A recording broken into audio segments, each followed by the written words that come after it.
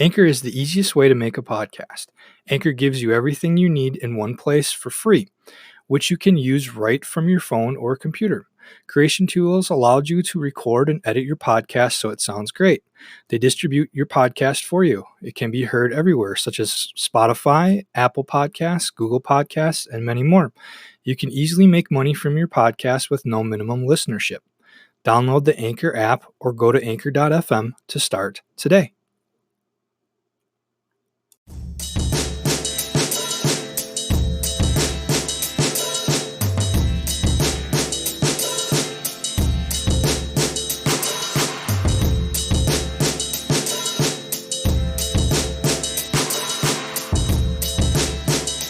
I'd like to welcome Matt Thompson to the podcast. He's the CEO and co-founder of SongFreedom FyrFly.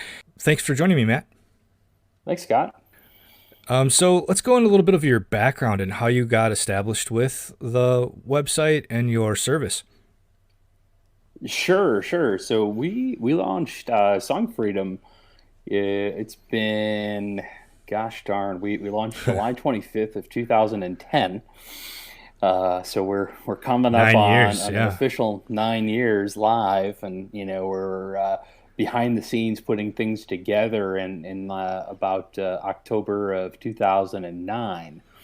So really almost 10 years since we really got things started, began the process with licensing and building the platform and all those sorts of things. Yeah, I really can't say enough on how much I love the website, the platform, and how much it's actually done for my business.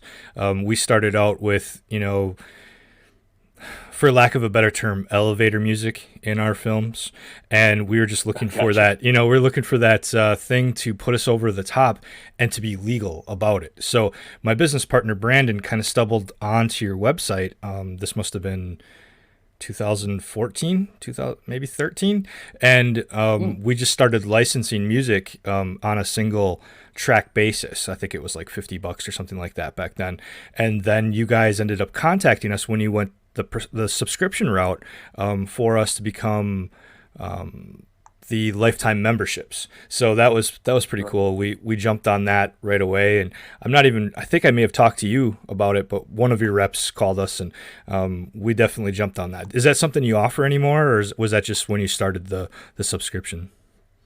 Yeah, when we started out, we did that, but we haven't. That's we switched to subscription in August of 2017, which funny enough, we actually, when we launched in 2010, we launched as a subscription service. And then after a couple of years went to a la carte for a few reasons. But we were a little bit ahead of the curve back in 2010 as far as, people being used to paying subscriptions for things. And now, as of about the last 3 to 4 years, it's, everybody, it's monthly fees for Netflix, Hulu, Spotify, Apple Music, whatever. Adobe, everything. Adobe Cloud, all that stuff, right? Everything. Yeah, absolutely. So for several reasons, it made sense for us to get back to that. Yeah, so I kind of cut you off on what your background was, just getting back to that. I just wanted to jump in and say how, kind of honored and grateful we use your service like all the time. Every film we use it. So, well, thank you. Yeah. Thank you. We appreciate that. Yeah, man. So, where'd you get started? Well, let me tell you, I fell into this. Let's be honest about that, right? All good things happen that way in my experience. You're not planning for it, and then just like my wedding stuff here, I wasn't planning to do this either, and just kind of fell into it. What were you doing before? I went to school for television production, so I have a background in video, but that kind of fell on the wayside, like after 9/11 happened. I'm dating myself. I'm gotcha. Kind of old, and then just kind of floated around in like factories and stuff. And I moved back to my home area in Wisconsin here, and my business partner Brandon is a DJ. He does entertainment stuff, so he kind of understood the wedding side of things, and it really never occurred to me to Oh. do weddings. As I did I did a couple when I was working at TV stations, but that was always like looked down upon when you were working in TV. Like, oh, you want to work another 14 hours or whatever that is on the weekend when you're actually doing video production Monday through Friday, and it was just it was pre YouTube and everything, so it was just taped based. It took forever to edit. You shot a hour long wedding. It took an hour to digitize that to your computer. So I just didn't have time for that. So I just moved on from it. And then, but when I moved back, technology obviously was great in 2013. YouTube, new cameras. So we just kind of slowly started doing them, and I got back into it, and it just feels right, So kind of probably what you were going to say about your thing. Yeah, yeah, absolutely. Yeah, it was. I had my background before that. I was in banking actually Yeah, for there a you long go. See? time. But some of the things I did on the commercial side were working with a lot of different types of businesses, and it gave me a good head for I think what what it does take for a business to work, and what doesn't make sense and all that. So I was approached in 2009 by Joe Schweitzer Film. Do you know Joe? Um, no, I don't. Well, I know the name. I don't Okay. like. I don't know him like I know you, and I barely know you. But we, we're friends on Facebook. Talk back and forth. I think Right. you're even in a bunch of the forums that I'm in on Facebook too, and we kind of went back and forth that way. But yeah, Joe is a part of your organization still, or has he left? Yeah, so he's, Joe's always around. I guess I should say that. He's a very helpful guy, very knowledgeable, in this space, and he's had a lot of success in this space in both the wedding side and then the commercial film side of things. And I've watched his business, and I've known Joe for a long time. To tell you how long, he started, I believe, and shot his first wedding in 2002, Yeah. and he was looking for just warm bodies to, Yep. second shoot for him, hold another camera. So he actually conned me into it a couple times. So I actually second shot some weddings. Did you guys just do like and it the was ceremony, or was it more like how modern filmmakers do it now? Is like the highlight film, or did you just set up like yeah. sticks? No, I'm gonna tell you what, he was pretty cutting edge back Awesome. then, I guess, Yeah. in 02, 03 and that, and he was doing same day edits. Oh wow. Yeah, doing the ceremony, everything like that, and then bringing What that were to you the shooting to the on? Do you know? reception. I do know. He had a couple of Canon GL2s. I remember those. Oh, that's exactly what I You shot know, on. is it really? Yep. Yeah, I'm kind of a techie nerd. Actually, I'm not a video guy per se, but I remember the equipment that I yeah. used. I take that back. It wasn't the GL2. I had a GL1. Canon GL1. Oh, sure. Yeah, I couldn't afford the XL1, but the GL1 was in my grasp. I love that camera. Oh, And then I yeah. had another like Sony Hi8 camera that I used as my cutaway camera. Oh, nice. I still have that Sony camera here somewhere. It was my dad's old Hi8 camera, that was just like the family's camera that I used when I was just getting into it way back then, like 98, 99. Yeah, crazy. Those were interesting. The GL series, Oh, I that love those was, cameras. yeah, I think from a consumer facing side, that was about as serious as you could get with video, and all the camera companies were focused on the point and shoot photo cameras at that time, the pixel wars of real pixels versus Yeah. whatever, and all that. So that's kind of going back to that era and that. So yeah, it's going back a ways. He had been in it for a while, and I had actually left banking and wasn't sure what my next move was going to be, and he was complaining about the lack of music in the wedding video Yeah. space, and just like, oh my gosh, there's there's one company out there doing stuff, and like you said, it's kind of elevator music. It's horrible. He's like, I want to use really good music, but I also don't want to, get sued. I don't want to, steal from anyone or anything like that. So he's like, somebody's got to be able to figure this out. Why don't we meet for coffee and all that? And I've known a few people in the music space over the years, and just going further back in my career before banking, but so he started talking about it and talking about sort of the size of the marketplace and who's doing what. And we got on back then. I want to say that the sort of like the number one forum for videographers, which they were, nobody was a filmmaker, nobody was a cinematographer back then. Everybody was just a videographer, right? Camera op, yeah.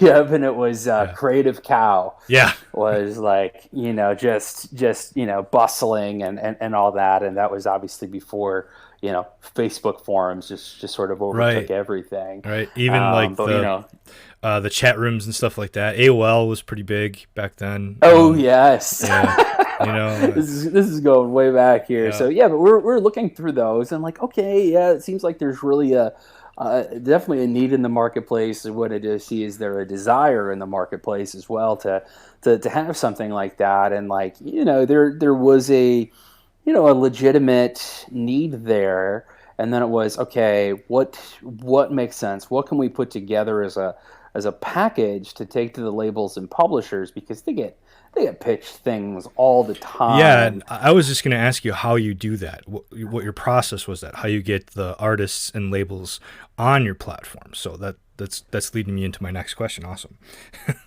Sure.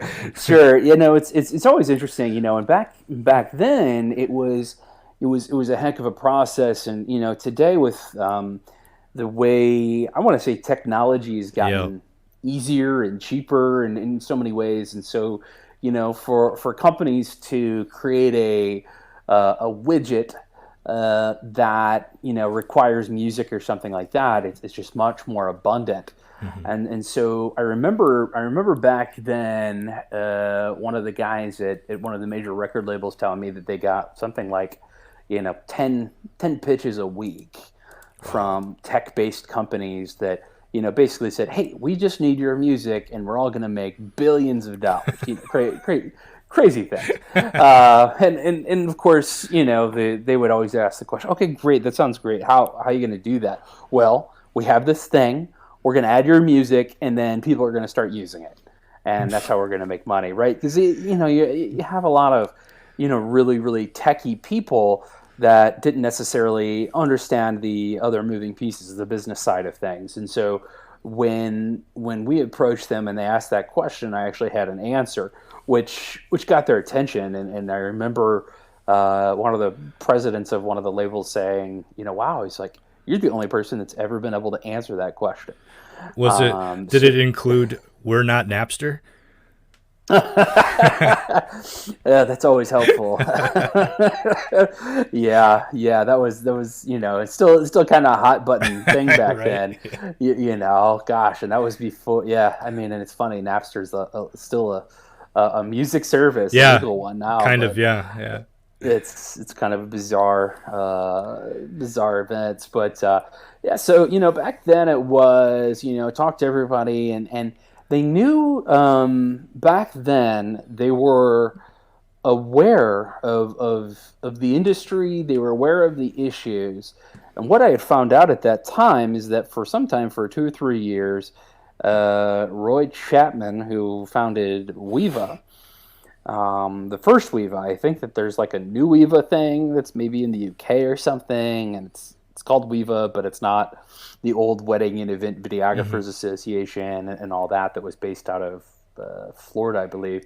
My understanding from them and then later talking with Roy was that he had been trying to do something for a few years to bring a licensed service, but his way of going about it was to reach out to the RIAA, which that's sort of almost like the the legal and lobbying arm of the music industry, right? And they're the ones that, you know, sued the 13-year-olds for illegal downloads and things like that. So Yeah. I always tried to steer clear of those guys if I could, and I always, you know, was sort of concerned for the industry folks that you know, he had put the wedding video everyone on the RIA's radar. Yeah.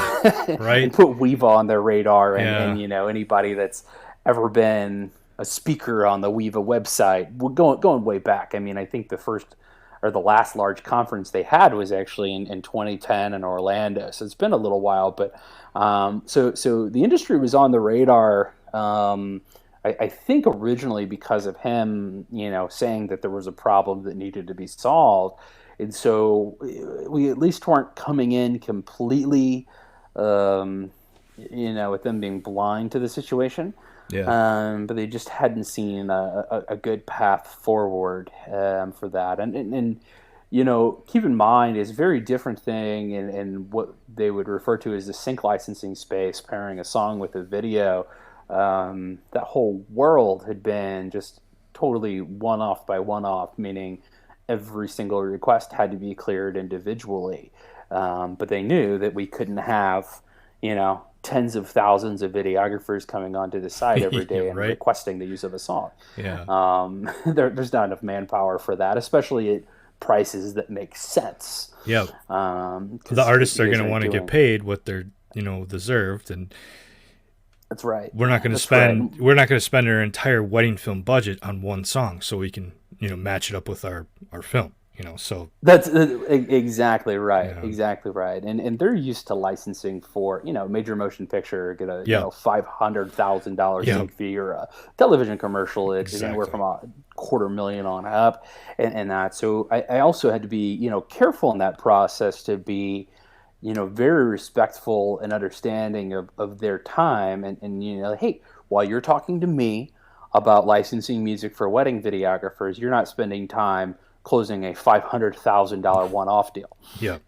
Exactly. So yeah, I had to be cautious, and Right. sometimes would apologize, like, sorry guys, I know this is annoying, but I got a lot of video friends now, and they Yeah. all want this song, and we all want help, and all that. So I think the industry as a whole, you know, started to adopt it, the labels and publishers, and then it gets complicated when you start talking about artists and songwriters and things like that, because just because the labels and publishers say, yeah, you're okay, we love to work with you, they still have to get the approval contractually of their artists and songwriters and things like that for a deal like this. And so, you know, then you know, starts the layer of Lady Gaga is used to Yeah. getting a $500,000 license.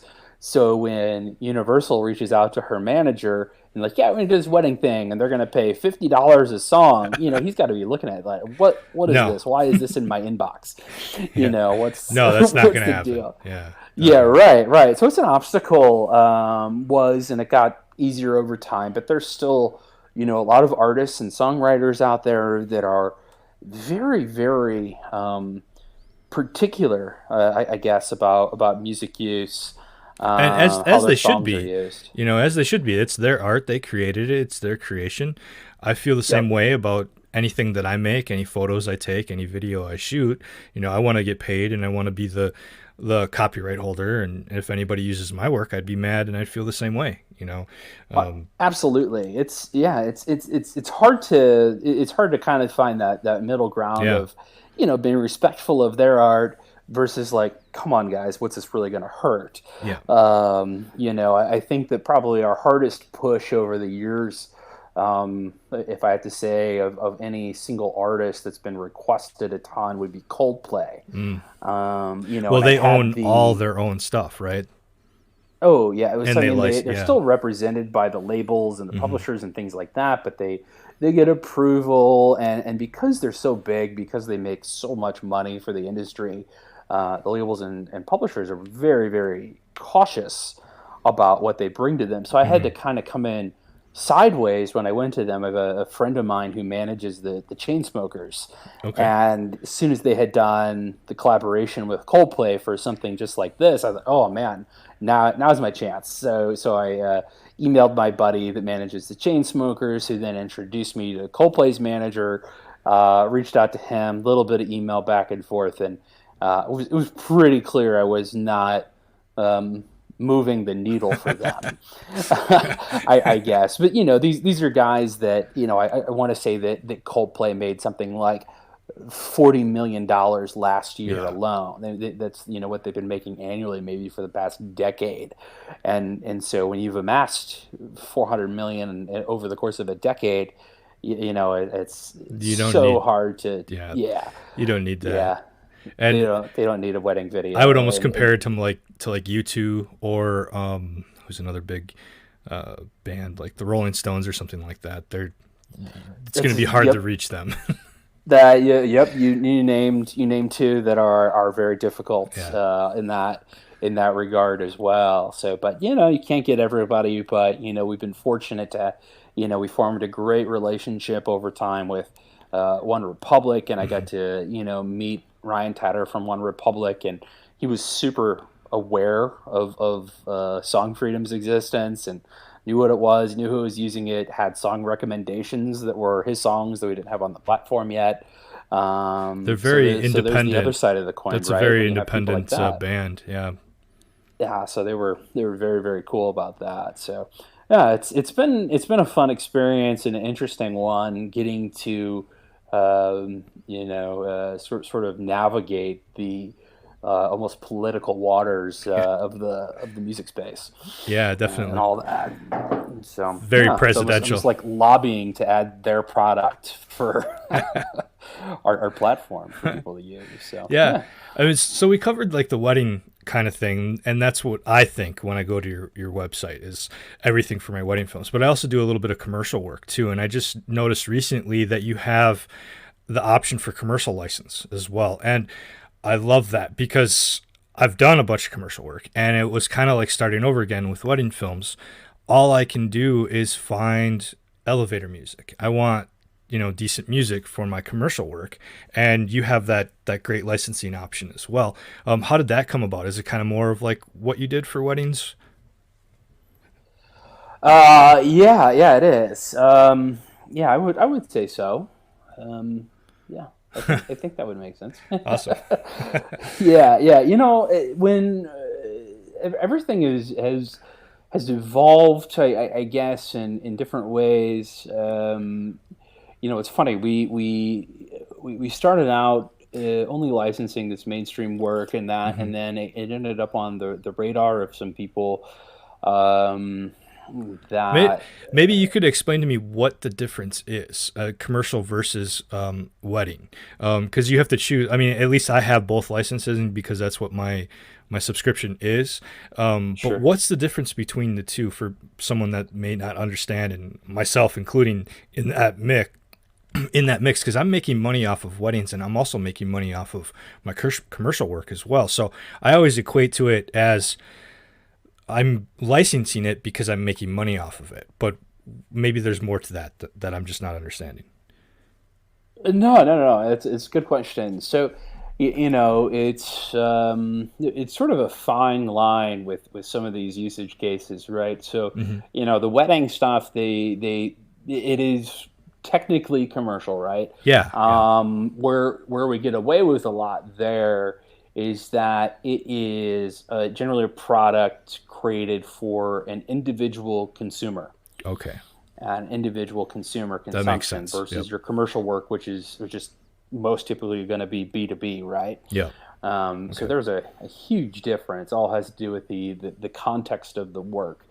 So the fact More that you're than likely, being, wedding's going to be shared privately, and then commercial, more eyeballs are going to get yes, to it. Yeah, definitely. absolutely, yeah. There's definitely a difference in the, I guess, sort of the distribution model Gotcha. with those things. So yeah, so I mean, you'll find on our site there's you got all like the mainstream stuff and, Hmm. and that's I all love it. available for weddings, and then you have a lot of independent and cinematic stuff that is also available for weddings, but is also available for commercial type use, and that's going to be your ads. And then we're doing more and more with indie filmmakers that are creating these scripted films, which are really cool and interesting to see. So it's it's fun to get to use music as a catalyst to explore these different type Yeah. of visual stories. So yeah, and so like and everybody kind of evolves in what we've seen over the years, and this has become really fascinating. I think when we're sort of dissecting our usages, what our members are doing, and that we're seeing a lot more crossover over the years of people that were solely doing weddings to now they're doing weddings plus commercial work. Yeah. And there's definitely been a huge shift in the last decade with companies and their marketing budgets. The large companies start to cut budgets in that, and so before they would be funneling possibly millions of dollars into ad agencies that would only work with their particular list of Yeah. visual creators, right? And that's all changed quite a bit, where these companies are going directly to a visual creator service, Or filmmaker they're to creating their own department for it as well. I've been noticing that absolutely, a and lot. in-house. Yeah, in-house. Yeah, I've been seeing a lot Because more of that too. Yeah. it's not just broadcast anymore. Back in the day, we keep referring to that, but back in the day, you just had antenna broadcast. Your four major market broadcasts, and then you had some cable.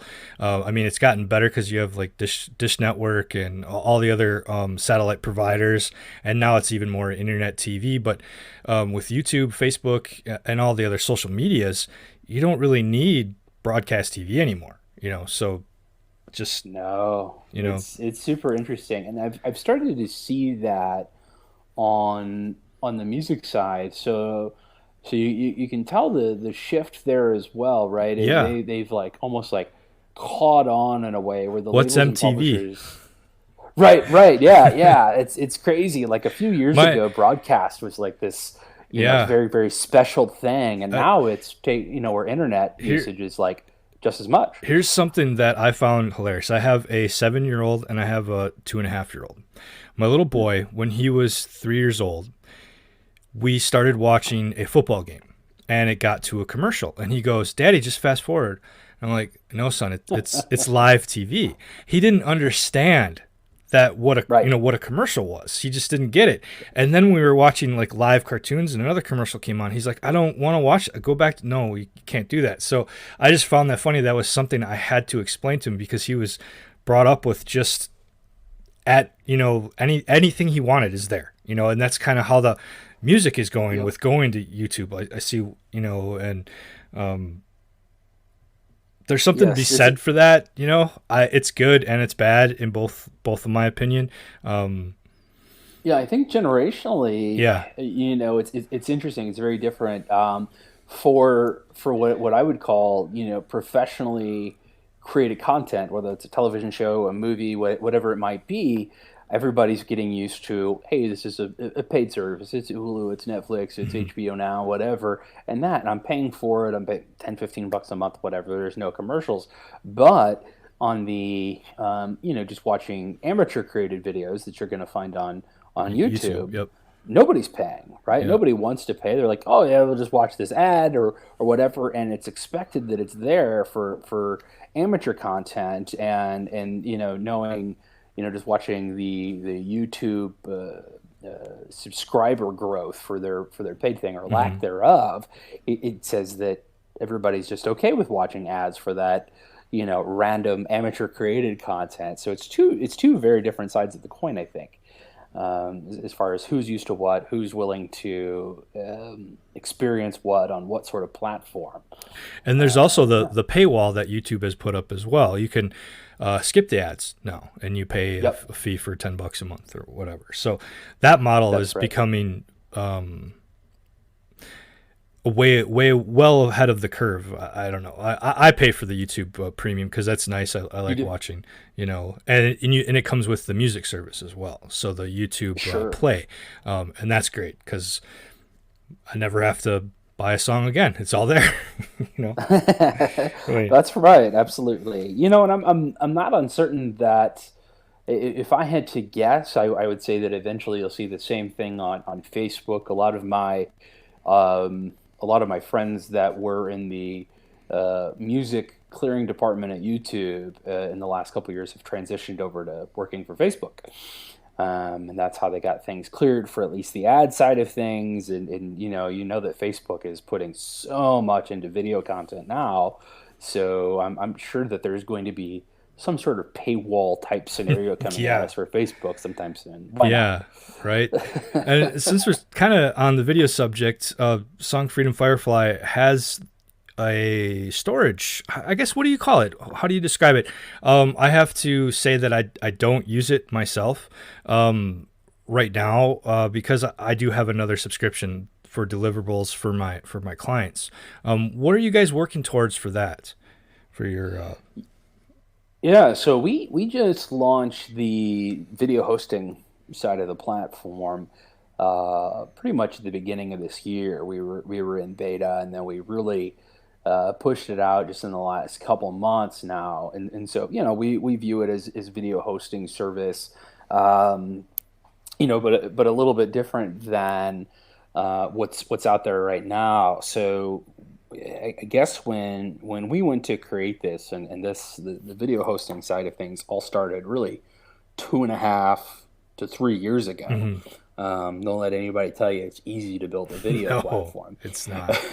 No, it's not. So it's been a long time coming for us, and something we're very excited about. But one of the issues that we identified back then was, of course you have all the arbitrary flagging and takedown things that happen on YouTube, Facebook, Vimeo, things like that for people using music or other things like that, right? Where, okay, I licensed this, but you just took my video down before I could prove to you that I Mhm. did.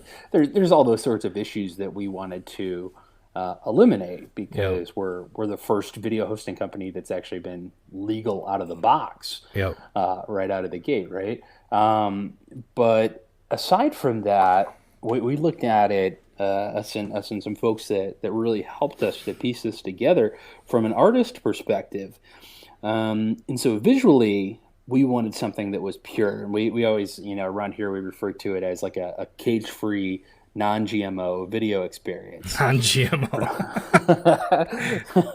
So what you're seeing out of the box, and it's so funny. It's such a known thing, but it's almost like people have um, almost just like curled up in a ball and accepted that their videos are going to change as far as the way they look as soon as they upload them to a platform. I've seen so many things with forums and blogs talk about, well, when you upload it to YouTube, it's gonna change and skew more this Mhm. way. When you upload it to Vimeo, it's The gonna change and quality skew looks a more little this way. bit worse too, and Right. yeah. Yeah. So we're gonna edit it this way to optimize it for this Uh-huh. platform, and then edit it again to optimize it for this platform. And it was fascinating that people were spending, oh my gosh, so many tens of hours, 100 hours, whatever, on all the coloration and all these little tweaks that make their film their own, and then you're gonna upload it and just have it Looks all change awful. anyway. Yeah. That yeah, it's crazy. And there's some methodology behind that, behind what's happening there, and it kind of makes sense when you think about that. When you look at the prevailing user base, even on a um, what most would consider a professional platform like Vimeo, right? People consider it pro platform because it's ad free. The player doesn't, have this giant red whatever like YouTube on it. So it's a little cleaner in that way. But they have something roughly 5 million users, but 4.5 million of those are non-paying users, Yeah. right? They're more on the amateur side. They're predominantly not spending all this time in post production, tweaking, getting it just the way you want, similar to maybe a lot of the content that's on YouTube. And so the assumption there is that, okay, this is being, just quickly shot and uploaded, possibly from a phone. And the lighting's going to be dim. There's not going to be any sort of, anything that goes on from a color correction standpoint. They're not going to add their own filter. They're not going to this. They're not going to whatever and that. And so what we need to do to make it more visible for everybody is we need to crank up the brightness, and we probably need to saturate those colors a little bit. So let's go ahead and kick that up a notch. And when you take a video right out of post, whether you're using Final Cut or Premiere Pro, whatever, and you line it up against one of these things, when after you upload it to another platform, you're seeing increased brightness, usually increased reds, and we hated that. Yeah. we thought that was a crazy experience, and so hence back to the cage-free non-GMO thing, where we're not doing that. We want side by side your video to look as close as possible out of the box, and then also from a compression standpoint, we're not doing the same things that they're doing, but ours is a professional only platform, so we're not trying to financially support hosting and playback for millions and millions and millions of free users. What are you using as the back end to host it? To actually host all of that? Yeah. That's all done through AWS. AWS, okay, yeah. Right. Yeah, for storing all that content and that. So you gotta have somebody who's a big player like that, I think, from a safety standpoint. Did they give you your own Amazon show channel? We do not have our own show channel. Because I know Love Stories TV does have one, and I'm just wondering, because they obviously go through AWS as well, but they're taking everybody's films and trying to market to everyone else on top of that. I don't know too much about them, but I've just stumbled, because I have Amazon Prime, and I've just stumbled upon it going, oh, that's interesting. If you guys had an opportunity, that'd be kind of cool too, to see you streaming some of people's work like that. What you can do out there. Yeah, it's interesting. I think if you're trying to remarket the videos, that's a very interesting idea, and they're trying to market to from what I've seen and venues and brides and venues and exactly. You guys are marketing to us, not that. Yeah, that makes sense. That's right. I learned a long time ago. We looked at entering that space, and just to try to compete with the Knot. Yeah, as an example, I'm like, that's not a space I wanted. We didn't have a desire, a strong desire for that space, and there was other companies, doing Little Black Book and all and all these things. So I think Love Stories TV doing that is great. The only challenge that we, and I know our users and other music companies users have had with their platform has been their user licensing agreement states that once you upload the video, it's theirs and they can do whatever they want with it. That's where I was kind of going with yours too. So I know for a fact that you guys have stated that it's our work, not your work, when we store it on your service. That's right. We're not the Chinese government. You guys own it for now and forever. It's nothing like that. So yeah, that's a dangerous game I don't want to get into. But also from the music side, we had to look at not just the creator side. This is your work. We don't own it. We didn't do anything with it. We're just keeping it safe, and we're giving you a nice, clean place to play it back. But we had to look at it from the music side, because we have friends at the other music companies that have said to their customers, hey, you can't post anything using our music on this video service over here. Yeah, definitely. And we did not want to be part of that. If somebody licenses their music at another service, hosted on FyrFly, that's fine with us, as long as it's licensed. We don't care so much where you get it from. We just want a place that's going to support all of our members, all the creators in the community. Yeah, it's a great service. It also does the slideshows. I have used that quite a bit, and I find Oh that yeah. very yeah I find that very very helpful because you always get the bride that goes, "Hey, do you know how to make a slideshow?" And you go, "Yes, yes, we can do it." And before, I would throw all the pictures into Final Cut, sync it to music, export it. Now I can just upload them all to your service, sync it to music, and your service basically syncs it for you and export it, and I'll throw it back in Final Cut and like trim it up and fix it up a little bit. But it's made my workflow so much faster when I do get those requests.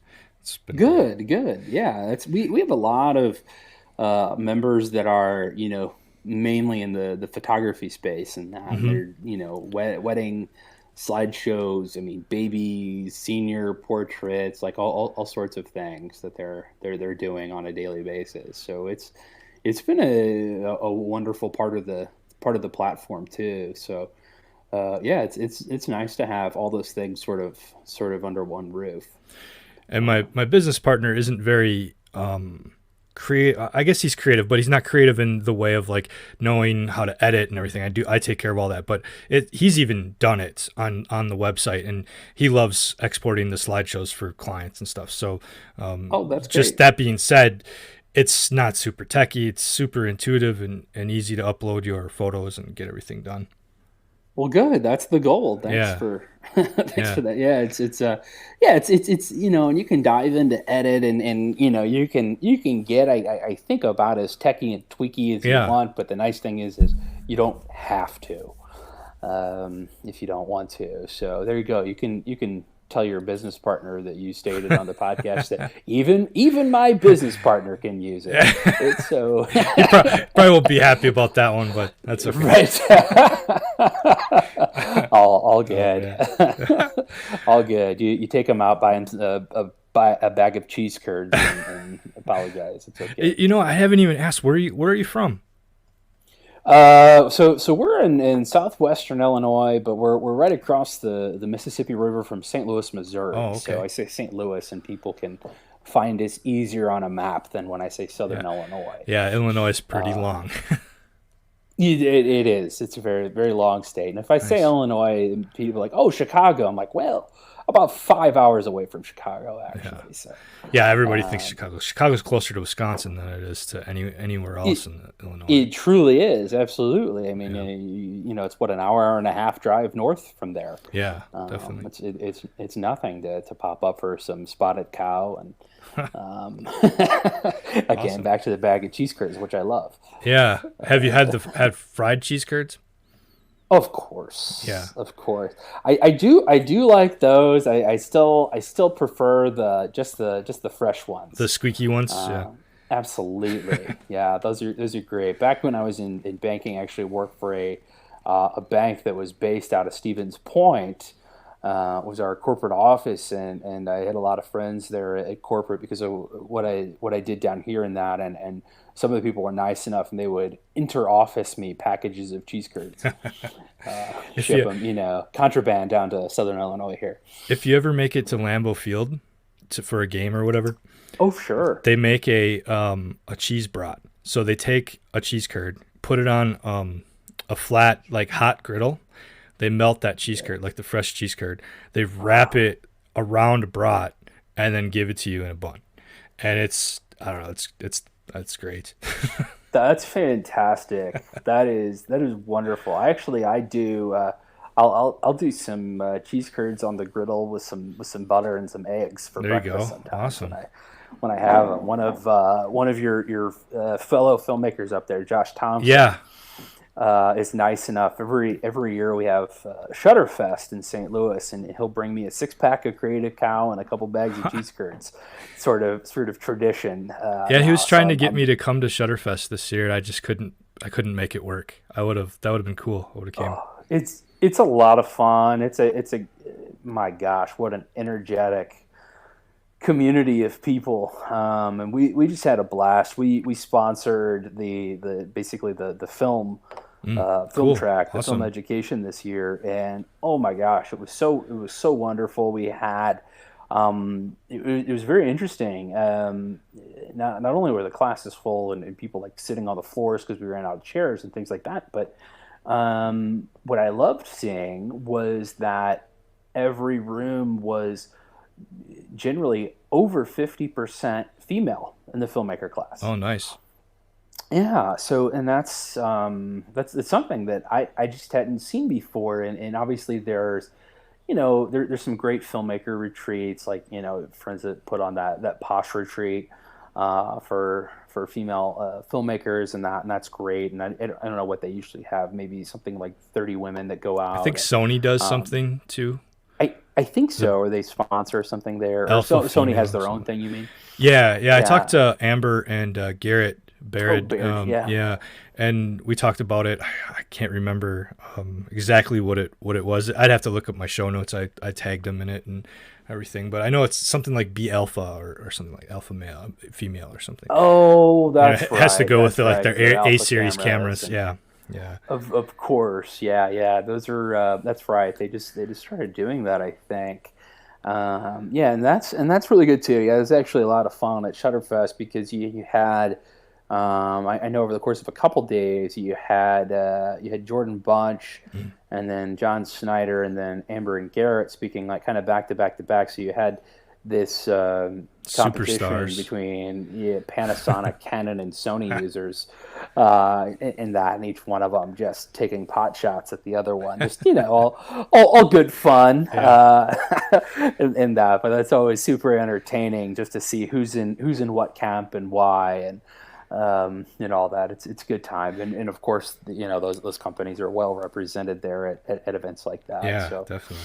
But that's it's always a good thing, and I enjoy those a lot. And when WPPI did their first real foray into video education about 7 years ago, I sponsored that one as well, and it was the only way it was going to happen. Just because they weren't really they're more photo focused. Oh, I think. Yeah, and it's so, I think it's so hard for and they're a big company that's owned by a bigger company that's owned by an even bigger company, and so we already have 10,000 photographers coming. What do we need another? What do we need video for? Few hundred video people for and so it was a lot of convincing, and I had to throw some money at them to like just make this happen. And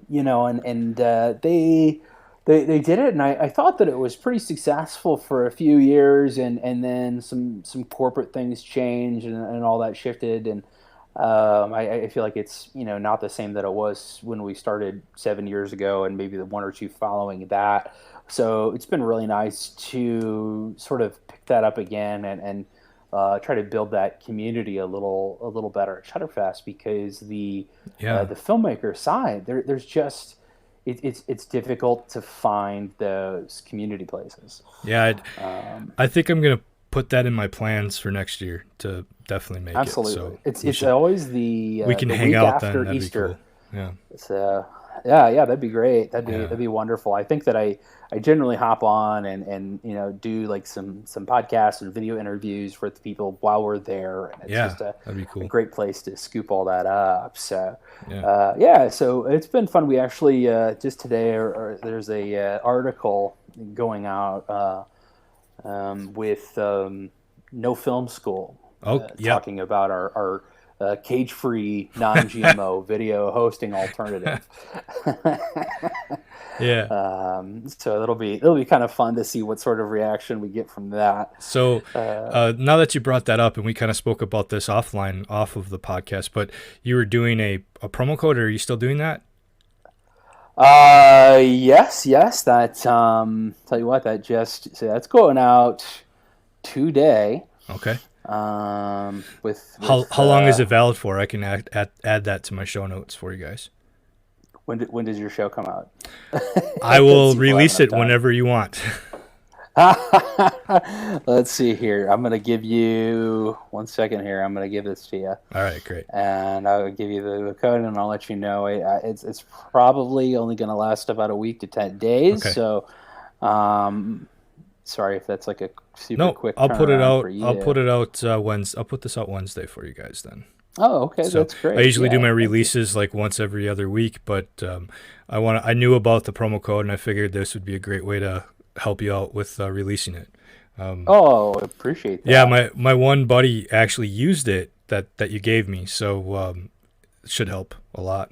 Oh, yeah. Yeah, Oh, that's great. yeah, he's starting out wedding films too in the Fox Valley. So he Oh, was using the he showed me one of his films, and he was using this really elevatory music, and I'm like, where'd you get that music from? He's like, oh, just some royalty free website, because he's a photographer and he's just trying to get into doing wedding, ah, quickly. And I'm like, man, just go here, do this. He's like, I want, he's still kind of like dipping his toes in the water. So, and then you gave me that, and so that worked out great. So that's awesome. that helps, right? That Yeah, helps kind of definitely. Yeah. get you on board a little bit. Yeah, for sure.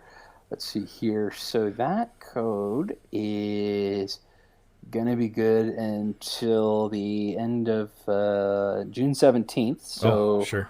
Cool. 7 days from today, Yep. as we speak, and the code is Nifty 50. That's NIFTY 50.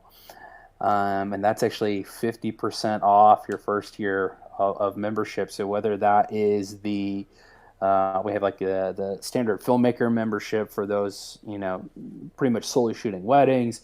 And we have those that are doing wedding, commercial, independent film stuff. That's our full scope membership. And so it's 50% off either of those. The wedding film side is typically only $199 a year to begin with, and then the full scope side $399 a Mm-hmm. year. So 50% off either one of those is um, Great value. sort of Definitely crazy. great value. Yeah, yeah, great value. That's a good way to put it. It sounds better than crazy, but they're both right. Well, Matt, I really thank you for coming on the podcast, and Yeah, thank you. just this era of time with wedding filmmaking and filmmaking in general has just been exciting. I'm glad I'm kind of a part of it in a little way, and being a part of your service has been great. Thank you, Scott. I really appreciate that.